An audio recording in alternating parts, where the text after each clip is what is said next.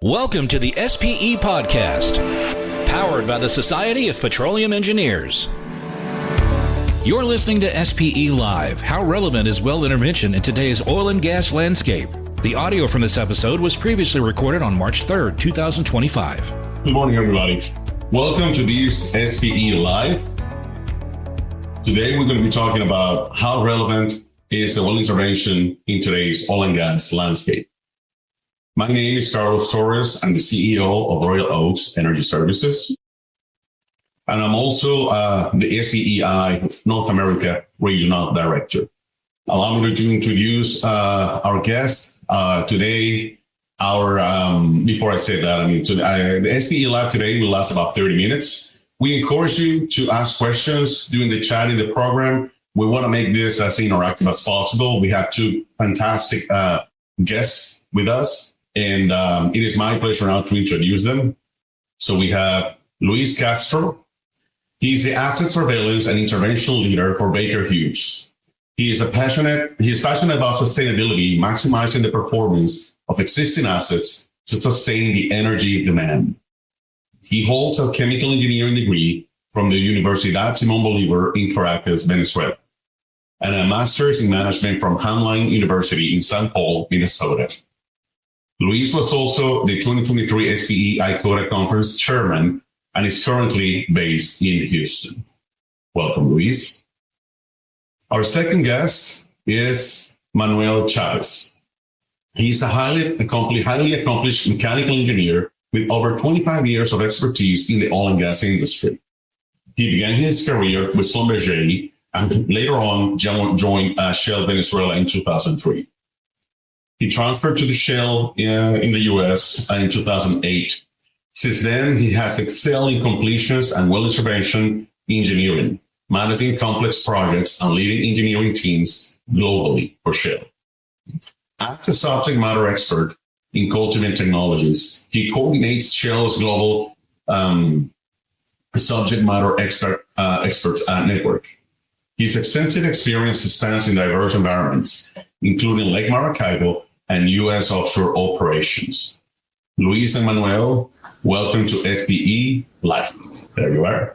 How are you guys doing today? You doing good? Hey, thanks, Carlos. Thanks for the invite. Much appreciated. And thanks for SPE for this invite as well. Say hi to you, say hi to the audience, and hi to you, Manuel. Hey, hi, Luis Carlos. Good to see you again, guys. Thank you for the invite, Carlos. It's really a pleasure to be here and be able to share our thoughts on this amazing oil and gas business. Thank you. Thank you much for your time, for accepting the invitation. We're truly thrilled to have you. And so let's get started. We have a few questions, and I'm sure we're going to have some questions from the audience, right? So I'm going to get started. I think just to kind of give a broad view, right, on the current energy trends. So, I'll kick it off with Manuel, right? Manuel, if you could share with us, what are the current major trends in well intervention and in the well intervention industry, in terms of challenges, new technologies, scope of work, areas of growth from your perspective, if you could share with us.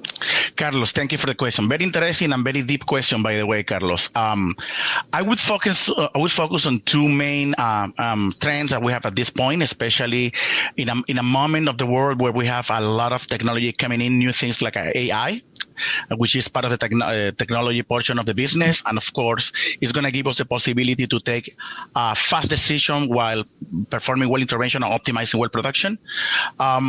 And of course, all the automation and digital process of the in the oil and gas. Being able to access data is going to drive the operators at least to make the proper decisions on time. And of course, that is reflected into the production effectiveness or production increase by low cost and by having that amount of information readily and a speed fast time. The other issue is, it's the integration in between assets. This technology, a new way of working is driving us to a more interactive work with our service providers. I'm talking on behalf from the perspective of operator. And of course, that creates a very positive synergies by driving decisions in the fastly and effective manner. So I would say these are the main two topics that I would include on this specific question, Carlos. Thank you. Appreciate that. Appreciate that. Yeah, indeed. I think we do agree. I think data is fundamental nowadays, and processing all of that. Luis, from your perspective, from the service industry, what would you like to share? What would you talk to? Yeah, I appreciate the question. I'll try and complement Manuel's response really hard because he really touched on the main trends. But I would probably highlight first the well intervention industry overall. As a production and maintenance and as a production enhancement tool, we've made a significant, evolving strides in the last 20 years. We're becoming more efficient. The industry is trending toward faster operations, more effective operations with higher success rates, more cost effective. And as important, with the efforts to reduce footprint, personnel on board, and electrification, it's also becoming somewhat of a greener industry too. Now, from a scope of work standpoint, I agree with Manuel 100%. We're seeing increased consolidation of the tasks around the service providers when it comes to intervention, more collaboration, and now I see more and more operators that are looking for some level of integration of services. When you think of the areas of growth, there's at least two clear areas for me. The smaller footprint, not only in size, but also from an environmental perspective, and also offshore intervention. So in general, the trend is how do we do more with less? We use data, we use smaller equipment to do things that before we used to do larger things. For example, we use Coiled for what we used to do on rigs, or wireline for what we used to do in Coiled, etc. Yeah, indeed. Thank you. Yeah, that's pretty accurate indeed. And I think as a whole, the industry is looking towards increased efficiency, doing more with less, cost control, and synergies. Definitely, I think synergies is the key word on all of these. Touching briefly, right, as most of you know, and some of our audience members as well, right? I mean, well intervention is one of the key technical disciplines where operators can gain or regain production rather quickly, rather than drilling wells. Although drilling wells at volume, well intervention is provides a quick turnaround in the investment, right? So talking about that, right? I mean, so in regards to well intervention as being a key aid for mature fields to regain production, right? How would you describe its role, the role of the well intervention in the current U.S. energy landscape? How often are wells being worked over or intervened, right? And you can, start with that one, Luis, and then we'll defer to Manuel. Yeah, sure, Carlos. So, there's no mistaking that well intervention plays a pivotal role in the United States market. Particularly when you look at revitalizing mature oil and gas fields, maintaining or enhancing production levels. So it's natural, as the wells get older, their output naturally declines due to either reservoir challenges or tubular challenges or even other factors. So intervention techniques like workovers are used to address or fix these challenges, doing operations or performing operations in the wellbores after they're completed initially, cleaning, repairing, stimulation, to improve or restore production. It's a very significant role. If you think of, to give you an idea of the significance, if you look at some of the industry reports, the market in the United States for well intervention is expected to grow at about a compounding, CAGR compounding rate of about 6.1% for the next 5 to 6 years. Growing from, depending on the report to look at, it could be 7 to 8 billion all the way up to maybe 11 or 12 billion by the end of a decade. So a significant role that intervention plays. If you look at the frequency, that really depends. It depends on areas. It depends on basins. Some of the basins in the U.S. are more traditional, non-conventional. The conventional ones require, different types of intervention than unconventional wells and a different lifespan. So it's really hard to put in a blanket statement over that, especially if you look at Gulf of Mexico. I'm sure Manuel can comment on that. But overall, if you think of the number of wells that have been active in the U.S., and that gives you an idea, like 10 years ago, that was about right over 1 million wells. Now it's right over 950,000. So this little decline reflects the natural aging and the importance of intervention because we're doing more production with slightly less amount of wells. So that intervention frequency is definitely going up. Yeah, that's thank you. That's a pretty detailed answer. Thank you, Luis. And Manuel, from your perspective, what were your thoughts be? Absolutely. Actually, to complement Luis's statement on that specific strategy, the reality is fields are there, fields are getting aging, and it's becoming more frequent that, for the operator standpoint, it's more effective to intervene in an existing well than to do a new one. And that goes in two specific aspects. The investment of performing a well intervention is way low compared with performing a new well, because it's not only the new well, it's also the facilities associated to the new well. And the reality is, when you decide to move to new wells, you become to a liability of P&A that well later on time. And that's basically a financial liability that the operators get.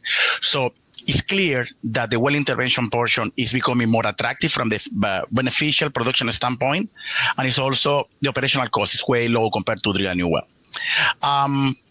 It also maintains productivity from the fact that you have the facilities already in place, you have the wells already in place, and the secondary recovery, it becomes a part of that. And that is part of the well intervention strategy. Carlos, just to give you an idea, a statistic that we had a few years ago, I think it was last year, around 1 or 2%, between 1 and 2% of the initial wells drilled are intervened yearly. But now we get into a position where the well intervention portion becomes more important because it's the cheapest barrel we can get. And of course, it also goes in line with the compliance with the regulatory process, Carlos. When you decide to move to a new well, that requires a new pad, potentially a new facility, and that's a footprint that the oil and gas companies are leaving into the environment. So from that perspective, of course, it's very clear that well intervention is more attractive from the recovery on the economic portion of the investment, from the low footprint, and for compliance for the regulation. And in the long term, is reducing the liabilities of all oil and gas operators for the P&A portion that we have to comply later on when we're basically shutting down the field because of the end of the production life. So that's basically my view on that. Totally. Thank you, Manuel. And indeed, so with all the energy landscape in the U.S., as the U.S. has progressed from being a net importer to pretty much exporting oil, right? I do agree with you guys totally. Well intervention is a key factor for that. We can see the numbers as far as wells being drilled versus production. The rig counts slowly comes down, but the production keeps going up. There's a gain in efficiency, right? And well intervention is part of that too. I'm going to stay with you one question from the audience, Manuel. We have a question from the Energy Stream by Feliciano Ingo. He's asking, since we're talking about operations, how should we view well intervention? Is it part of CapEx or OpEx? Let me go first. Let me give you the feedback from there. It depends, Carlos. It depends. In some projects where it could be viewed as a CapEx, some other projects could be as an OpEx. And basically the difference is how you approach to the well intervention portion, how you approach to the production results of that specific intervention. There is some projects, and I'm going to talk on the Gulf of Mexico, for example. In the Gulf of Mexico, a lot of the existing assets are partnered with the other operators. So there is very few where there is only one operator that actually owns the asset. And due to some confidentiality, I cannot release the part. But right. When you are performing an intervention that is creating an access to a new reservoir that is going to increase the previous reservoir, the previous commitment on production, or is increasing the value of the well because you are accessing to a new technology or to a new type of intervention that is going to create an extra production or an extra recovery of the reservoir, most of the time that's viewed as a CapEx. When it's a repair, or there is an existing intervention due to a well failure because of any issues, sanding, whatever you want to call it, that's normally recourse to a regular maintenance. That's an OpEx cost. So that's basically how we, the operators, see the difference in between the two. New generation of new reserve as CapEx, because it's an investment. Repair of existing facility or of existing infrastructure or existing well that is not producing because of potential damage is normally being as an OpEx, as an operational cost. Okay. Appreciate that. Thank you, Manuel. We have another question. We have a couple of questions from the audience. I'm going to address them. I think they kind of fall right after this one that we had. Luis, I'll go with you on this one, Luis. I mean, talking about a horizontal and extended reach wells, operators reach an ideal length, horizontal length, that balances cost versus production, or is the industry trying to continue to go longer? Can you share your view with us on that? Because that I think that's a key thing in today's market out of the shale. So how long do we have again? It's just 30 minutes. Some of these questions, we can go way longer than 30 minutes. But overall, the for those of you that are new to the industry, the trend toward getting these longer laterals, it's basically driven by the potential of this increased production and improved drilling economics, right? So we're trying to get these longer horizontal sections, more contact with the reservoir, and potentially getting this enhanced hydrocarbon recovery. The challenge is these longer laterals, have the cost savings, actually can give us some cost savings, but they reduce the number of surface locations, which is also some efficiency. But there's some challenges also associated with them that, we don't need to go into right now, but that's kind of as an overall statement, the reason behind it. Now, has the industry reached an optimum length? It depends. The answer is it depends. So if you look at the U.S. As a whole, many operators are basically playing in the 2 to 3 mile lateral area, right? And that's what we've seen for the last 4 or 5 years. The reason why some of them are, not going longer than that is that some studies actually show that the longer you get, you get declined productivity.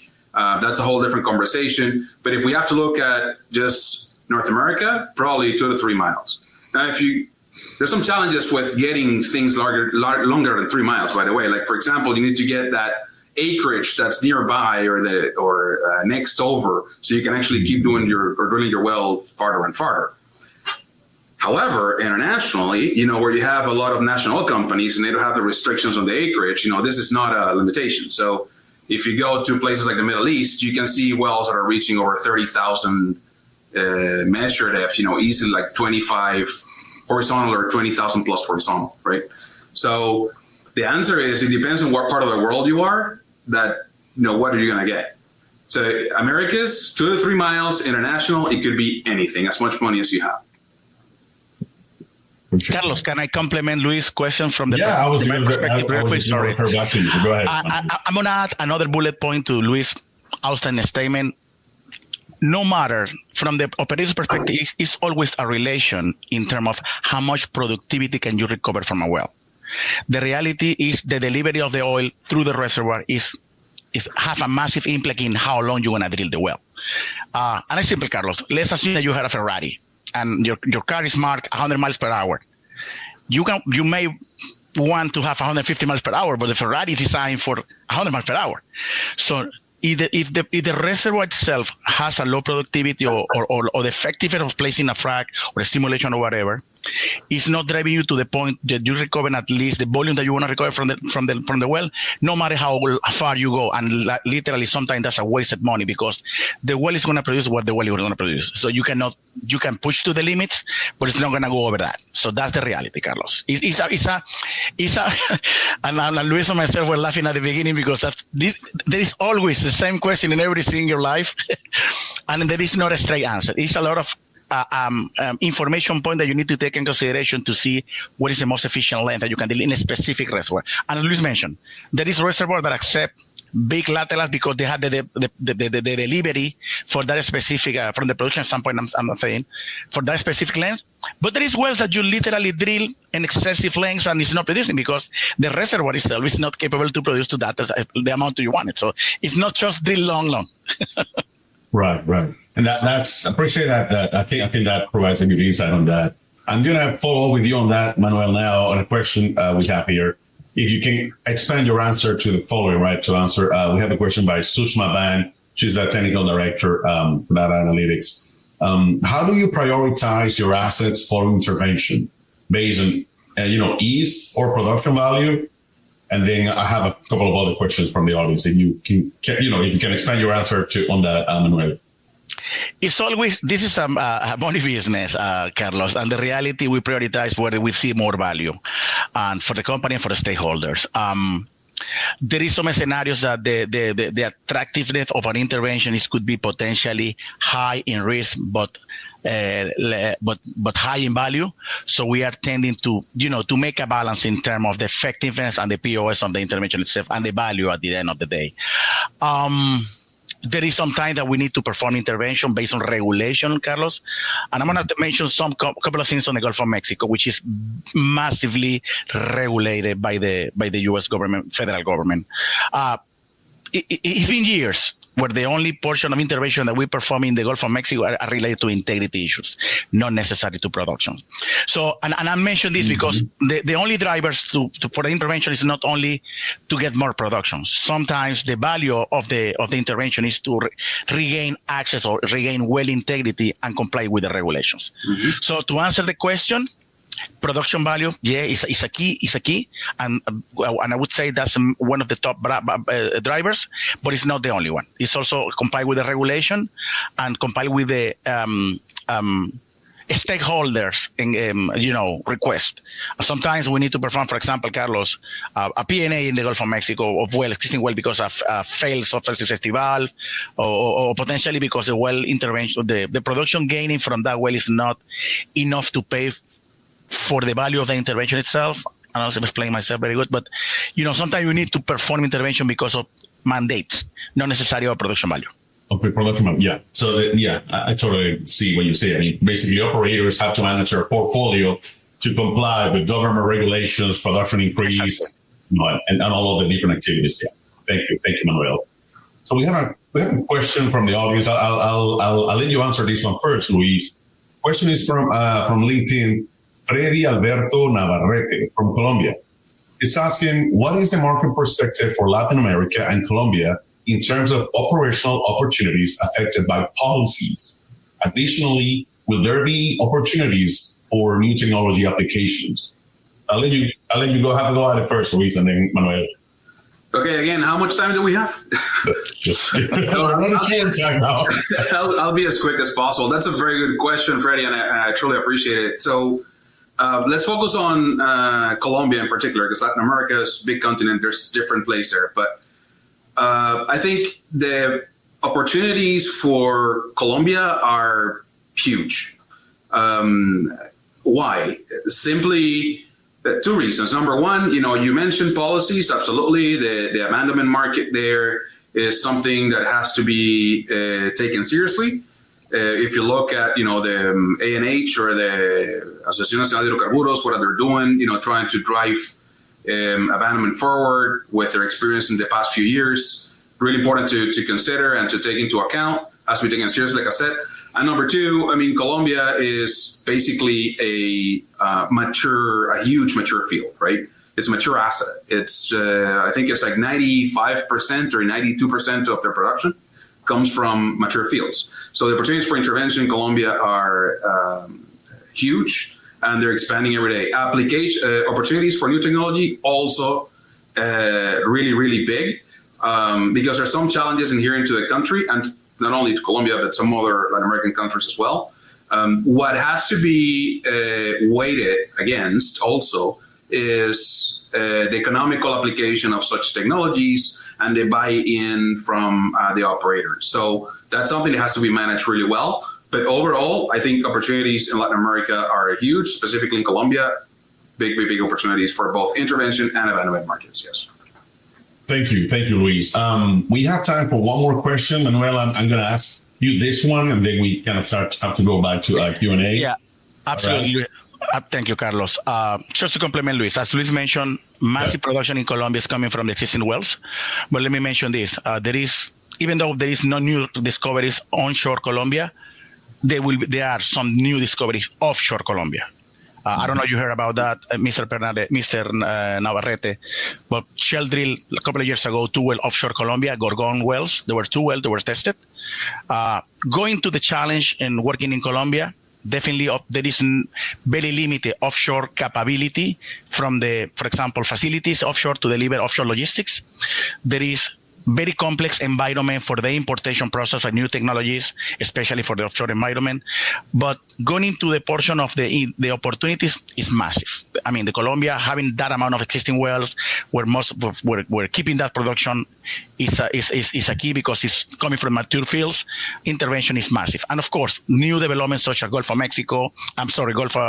coast of Colombia and Caribbean Sea, Gorgon project, for example, has some massive opportunities, but it requires some effort from the government of Colombia, from facilities delivery, tax importation, tax benefit. It is a complex process, and a few operators are working together right now at a very high level into how to get to that development at this point. Yeah. Thank you, Manuel. Last question, and then we go to a Q&A. I'm going to try to ask you to answer briefly. We have some other questions, but we don't have enough time. Last question. I'm going to start with you, Manuel. Right? Question from the Energy Stream by Scott. He's asking, innovation comes in many forms and for multiple purposes. In which of these do you see the greatest growth potential? And what, if any, new technologies do you see being needed that aren't available today? You want to have a go at it, Manuel, first, and then Luis, and then we will go up with the Q&A.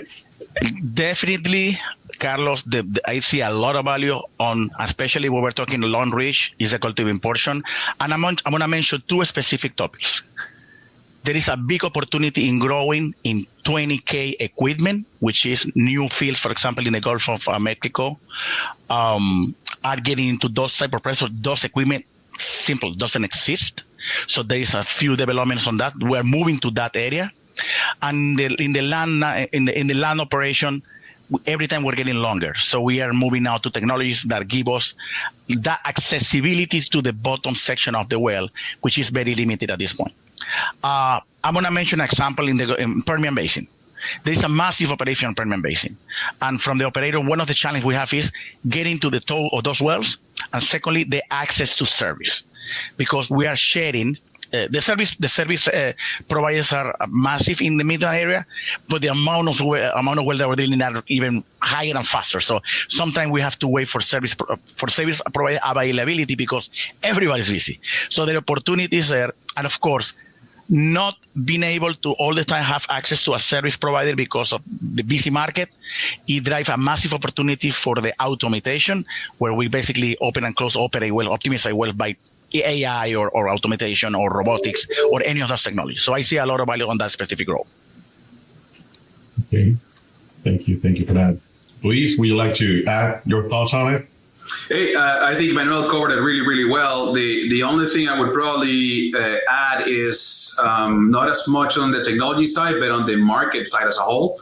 Perhaps we do see growth on the offshore market, particularly the subsea market. There's more and more wells, being intervened subsea. The efficiencies need to happen there.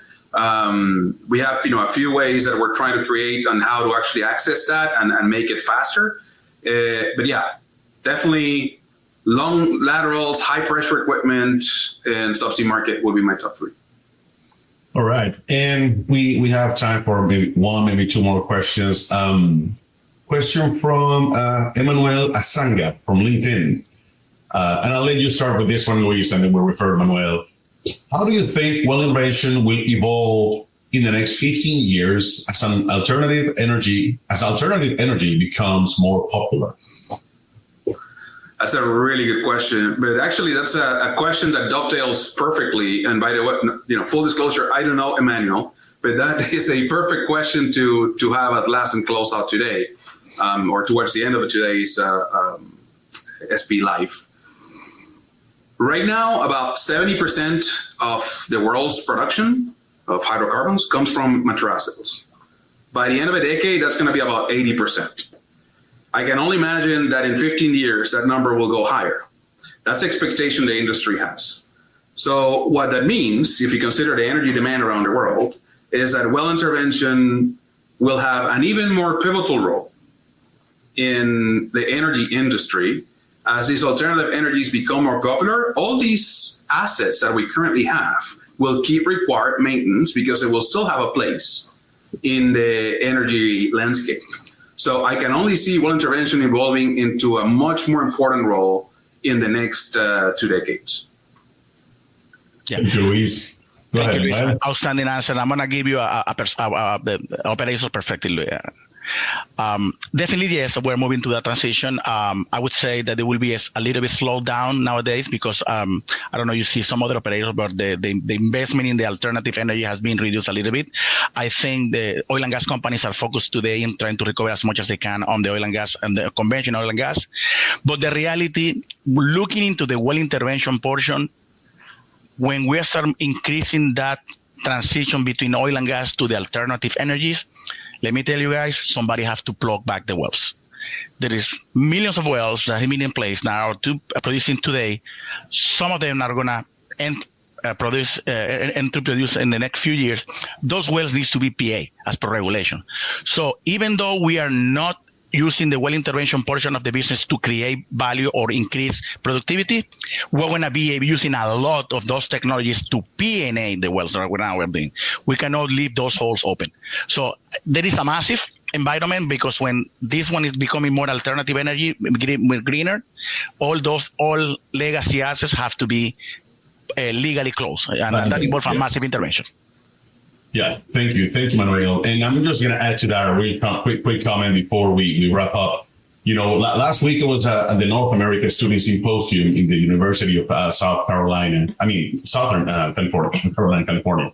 And part of what I was talking about to the students is how the synergies, right, between well intervention or oil and gas towards other energy sources. And what I was telling them is how well intervention and geothermal are so close together because there's wells being drilled and intervened, right? So, really quick, just to summarize, to wrap it up, I'll let you guys, if you have any closing thoughts you'd like to share with the audience, please. Yeah, let's start. I think to answer the question on today's SPE Live, how relevant is well intervention in today's oil and gas landscape? Extremely relevant. How relevant is it going to be in the future? Extremely relevant.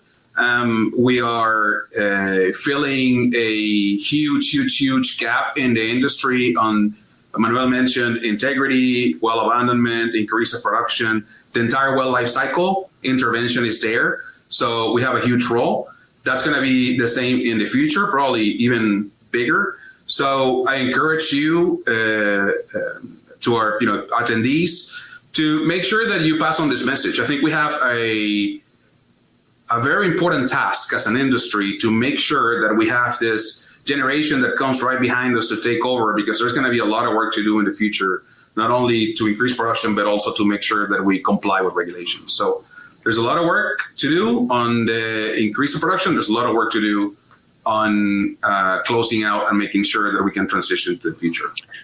Thank you, Luis. And from my perspective, Carlos and Luis and the rest of the audience, yes, the upcoming age or stage of the oil and gas is involve a massive amount of well intervention. And let me tell you this: when the oil and gas business ends, there will be two people standing on the front door of the companies: the legal team to lead with the government, and the intervention team to plug back wells. So that's how I see. And we need to be, as Luis mentioned, Luis, I love that quote. The generations to come needs to be involved from now, because we have a legacy for that generation to finalize this stage of this era of the oil and gas business in a responsible manner. So well intervention is a key portion. Again, this is the last thing that we want to be doing a well, P&A, and that's well intervention. All right. So this is it. Thank you, Luis. Thank you, Manuel, for your time, your valuable insight, for sharing your valuable insight with the audience. Truly appreciate it. Before we say goodbye, I'd like to invite and remind the audience to join us at the upcoming SPE ICoTA Intervention Conference and Exhibition that's going to take place on March 25th and 26th at the Woodlands Waterway Marriott Hotel and Convention Center in the Woodlands, Texas.